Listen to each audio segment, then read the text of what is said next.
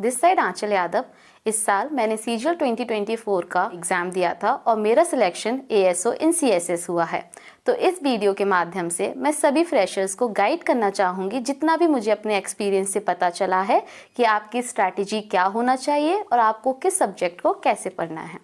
तो जैसा कि आप सभी जानते ही होंगे कि सीजीएल 2 टियर एग्जामिनेशन है। इसमें सबसे पहले प्रीलिम्स होता है जिसमें 100 क्वेश्चंस आते हैं, 25 क्वेश्चंस ईच सब्जेक्ट के, math, English, reasoning and GK. और ये क्वेश्चन, हर एक क्वेश्चन 2 मार्क्स का होता है, तो हमारा प्री 200 नंबर का बनता है। और दूसरे टियर में मेंस होता है। तो जैसा कि आपको पता ही होगा कि मेंस में टोटल 130 क्वेश्चंस आते हैं और ये हमारा 3 सेक्शंस में डिवाइड होता है। सेक्शन 1 में मैथ और रीजनिंग होती है 30 क्वेश्चंस ईच, और सेक्शन 2 में इंग्लिश और जीके होता है। तो इंग्लिश में 45 क्वेश्चंस आते हैं और जीके में 25 क्वेश्चंस आते हैं। तो 130 × 3, क्योंकि हर एक क्वेश्चन 3 मार्क्स का होता है, तो पूरा पेपर हमारा 390 मार्क्स का होता है। लेकिन साथ ही साथ मेंस में एक ट्विस्ट है, कंप्यूटर और टाइपिंग। तो कंप्यूटर होता है जिसमें आपको 15 मिनट में अराउंड 15 मिनट ही होते हैं, 20 क्वेश्चंस करना होता है। लेकिन वो क्वालिफाइंग होता है, तो शायद 20 क्वेश्चंस, हर एक क्वेश्चन 3 मार्क का होता है, तो 60 में से 27 मार्क्स आपको चाहिए होती है, जो अच्छी पोस्ट होती है उनके लिए। कुछ पोस्ट ऐसी भी होती हैं जहाँ कम कट ऑफ जाती है। तो ये कंप्यूटर है। और साथ में टाइपिंग करना होता है, 2000 कैरेक्टर्स होते हैं 15 मिनट में। तो ये है हमारे एग्ज़ाम का पैटर्न। चलिए अब हम आगे बढ़ते हैं। तो जैसे काफ़ी एस्पायरिंग स्टूडेंट्स होंगे जो चाहते होंगे कि वह भी फ्यूचर में एसएससी सीजीएल का एग्ज़ाम दें, निकालें, तो उन सब के लिए मैं अपनी स्ट्रैटेजी आपके साथ शेयर करना चाहूँगी कि आपको हर एक सब्जेक्ट कैसे पढ़ना है। तो आइए शुरू करते हैं मैथ के साथ। तो देखिए, सबसे पहले मेरी स्ट्रैटेजी सुनने से पहले मैं आप सबसे एक प्रॉमिस लेना चाहूँगी कि प्लीज़ एक ही टीचर पर स्टिक रहिए, 10 जगह मत भटकिए। अगर आपने किसी को अपने लिए चुन लिया है तो उन्हीं टीचर से पढ़िए और आपको पक्का सक्सेस मिलेगी ही मिलेगी। तो शुरू करते हैं मैथ के साथ। मैथ में मैंने गगन सर का कोर्स लिया था और उनके कोर्स के साथ, लेकिन ऐसा नहीं था कि आपको सारे टॉपिक्स गगन सर से ही करना है। जैसे फॉर एग्जाम्पल प्रोबेबिलिटी मुझे पसंद नहीं आया था, मतलब पसंद नहीं, मुझे समझ नहीं आया था गगन सर का उतने अच्छे से, क्योंकि वो इतने डिटेलिंग में नहीं था और मुझे थोड़ा बेसिक से अच्छे से करना था। तो इसलिए मैंने भूतेश सर, जो इवन कोचिंग सेंटर के टीचर हैं, वह भी बहुत अच्छे टीचर हैं मैथ के लिए, मैंने उनसे प्रोबेबिलिटी पढ़ा था। तो हो सकता है अगर आपने किसी टीचर का कोर्स लिया है, आपको कुछ टॉपिक उनके समझ नहीं आ रहे हैं, तो इसका मतलब ये बिल्कुल नहीं है कि आप में कोई कमी है। हो सकता है वो टॉपिक नहीं आ रहा हो, वहाँ से समझ कुछ दिक्कत हो, तो आप किसी और टीचर को फॉलो कर सकते हैं। तो मैथ्स के लिए गगन सर का कोर्स आप ले सकते हैं, किसी भी टीचर का जिससे आपको समझ आ रहा है आप उनका कोर्स लीजिए, पूरा कीजिए कोर्स, सारे टॉपिक करने की ज़रूरत नहीं है। एंड लाइव वीडियो बिल्कुल मत देखना, आपका समय जाएगा। रिकॉर्डेड वीडियो देखो। एंड लाइव वीडियो में जो आप डाउट्स पूछते रहते हैं ना, वो केवल टाइम लेंगे और कुछ नहीं। सीरियस होकर नोट्स बनाओ, और साथ में जब मैथ्स के आप नोट्स बना रहे हो तो क्वेश्चंस मार्क कर लो। जैसे कोई नया टॉपिक टाइप आया तो पहला क्वेश्चन मार्क कर लो, हाईलाइट कर लो, जिससे फ्यूचर में जब आप रिवीजन करने आओगे ना, तो आप सेम टाइप के क्वेश्चन के 10 क्वेश्चंस नहीं करोगे, पहले क्वेश्चन का आप टाइप देखोगे, बाकी आप 2-3 क्वेश्चन प्रैक्टिस करोगे, आपका टाइम काफ़ी बचेगा फाइनल रिवीजन में। और साथ में जो शीट्स उनकी होती हैं वह मोर देन सफिशिएंट होती है। मैंने कोई भी बुक नहीं लगाई है। पीवाईक्यू भी आपको करना चाहिए अगर आपके पास टाइम बचता है, लेकिन अगर कोई 2025 का एस्पिरेंट है, उनके पास टाइम कम है, तो आप वो सारी शीट्स दोबारा से लगाओ, हर एक टाइप का क्वेश्चन देखो। एंड प्लीज़ बेसिक से चलो। मुझे पता है ट्रिक्स आपको बहुत ज़्यादा मज़ा आता होगा देखने पे, अरे ये क्वेश्चन तो उड़ गया, बट वो उड़ता नहीं है, आपको दिक्कत करेगा, पेपर में नहीं आता इतने जल्दी। बेसिक से करो, आराम से करो, हो जाएगा। तो मैथ्स के लिए practice matters a lot, but doesn't mean कि आप पूरा दिन मैथ्स ही करते रहो। आराम से 2 क्लासेस करो दिन की, स्पीड में देखो, एक की स्पीड पर मत देखो। अगर आपको 1.5 पर समझ आ रही है उस पर देखो, 2 क्लासेस करो, वीकेंड पर उसका रिवीजन करो, और लास्ट में एक फॉर्मूला कॉपी बना लेना, जो मैंने बनाई थी, जिसमें मैंने हर एक टॉपिक के फॉर्मूले लिखे थे। और जिस दिन मेरा एग्जाम था उससे पहले मैंने सारे रिवाइज कर लिए थे और करती रहती थी मैं रिवाइज। तो ऐसे करना है। तो ये रही मैथ की बात। मैंने बताया भूतेश सर भी बहुत अच्छे टीचर हैं, आप उनसे भी पढ़ सकते हो। अब हम आते हैं इंग्लिश पर।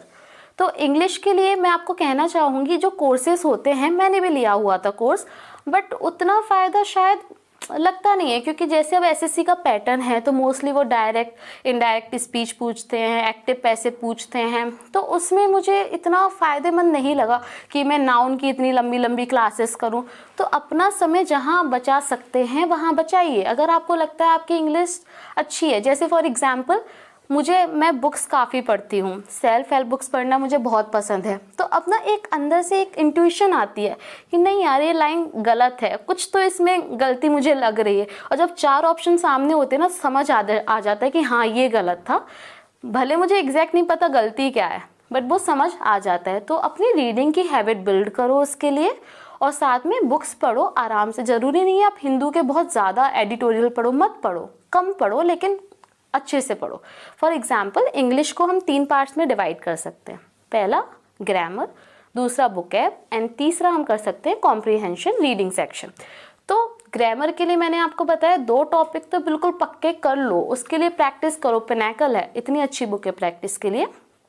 तो ग्रामर में active passive, direct indirect, preposition, phrasal verbs, ये सारे, कंजंक्शन भी ठीक है बट प्रीपोजिशन बहुत इंपॉर्टेंट टॉपिक है, verb.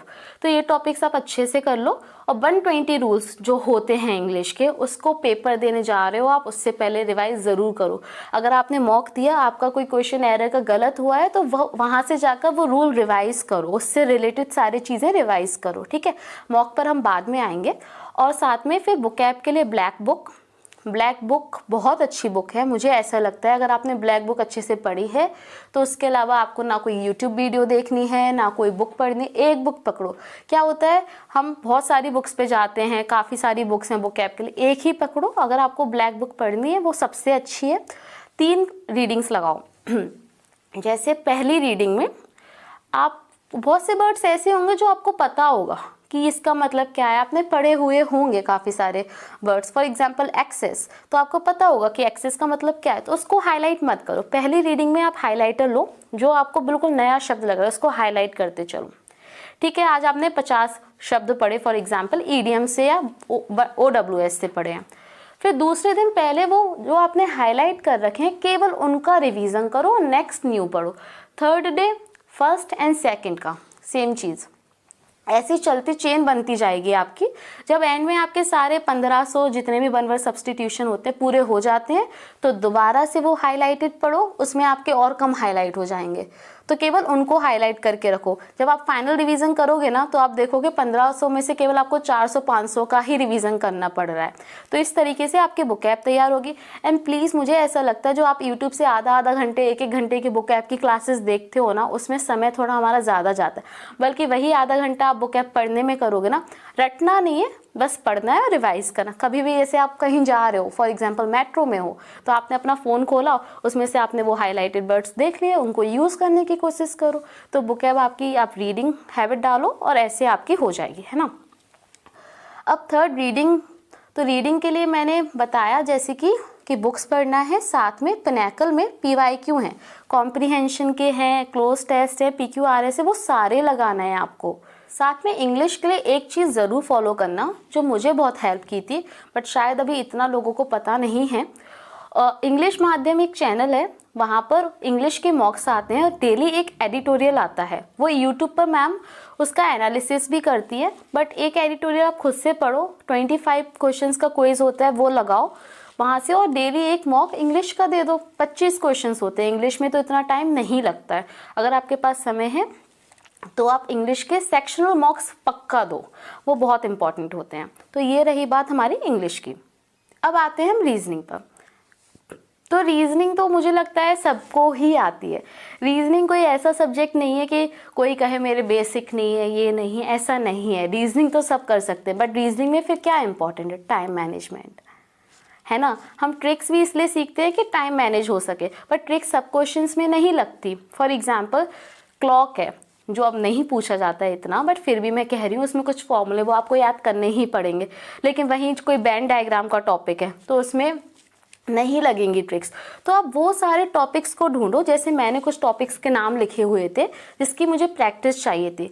For example coding decoding आजकल बहुत ज़्यादा पूछा जा रहा है, तो आपको वो नंबर्स याद होने चाहिए, प्लेस वैल्यूज़ याद होनी चाहिए, तो उसकी प्रैक्टिस करते रहो, है ना। सिलोगिज्म मुझे समझ नहीं आया था, मैंने पहले किसी और टीचर से पढ़ा था, लेकिन इवन कोचिंग सेंटर पर ही कमल सर हैं, बहुत अच्छे टीचर हैं रीजनिंग के लिए। कम समय में आपका कोर्स भी ख़त्म हो जाएगा और साथ में वो एक क्विक रिवीजन पॉइंट्स देते हैं, जिसमें आप एग्ज़ाम से पहले उससे ईजिली आप रिवाइज कर सकते हो सारी चीज़ें।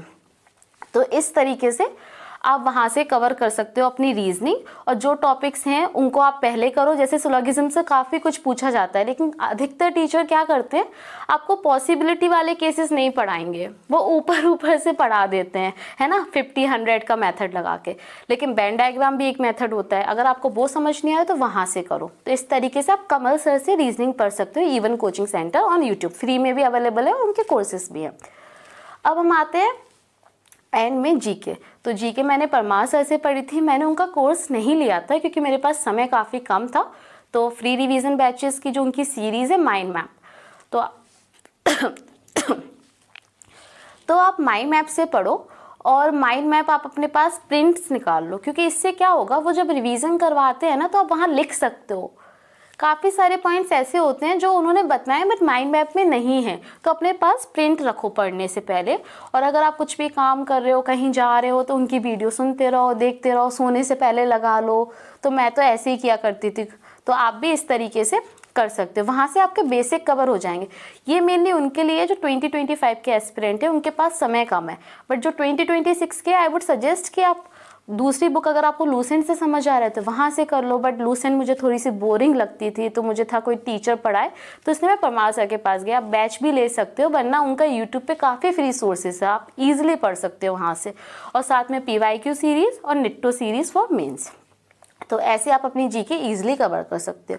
और कंप्यूटर भी है, तो कंप्यूटर के लिए मैंने 10-15 दिन पहले ही प्रिपरेशन शुरू की थी। एक RBE करके जो चैनल है, वहाँ पे मैम पढ़ाती हैं, राधिका मैम, तो वो काफ़ी अच्छा कंप्यूटर पढ़ाती हैं। मुझे थोड़ा सा लेट मिली थी, बट मुझे बहुत अच्छा लगा उनसे पढ़ के।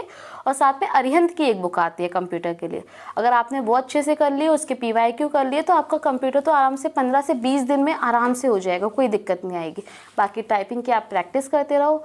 और एंड में मैं आप सबसे यही कहना चाहूँगी, मुझे पता है कि SSC सब, अब SSC में लोग डर रहे हैं कि इतनी हाई कट ऑफ चली गई, ये चला गया, वो चला गया, ये सब हमारे कंट्रोल में नहीं है, है ना। हमारे कंट्रोल में क्या है कि हम अपना 100% करें।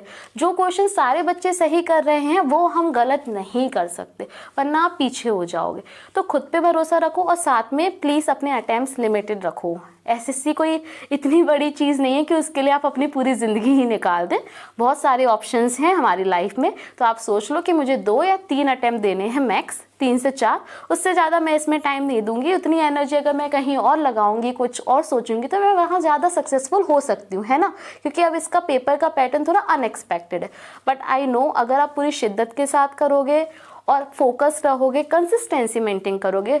देखो, बार बार मेहनत करने से अच्छा है ना, एक बार ही मेहनत कर लो। 1 साल का सोचो, अब तो करना है, अगर हो गया तो ठीक है, नहीं हुआ तो फिर खुद को चैलेंज दो ना यार, हो जाएगा। आप नहीं करोगे तो कौन करेगा। तो प्लीज़ फोकस रहो, टेंशन मत लो, सब हो जाएगा। मुझे पता है नेक्स्ट टाइम आप मेरी जगह होगे और मैं आपकी स्ट्रैटेजी वीडियो सुन रही होंगी। Okay, bye, thank you.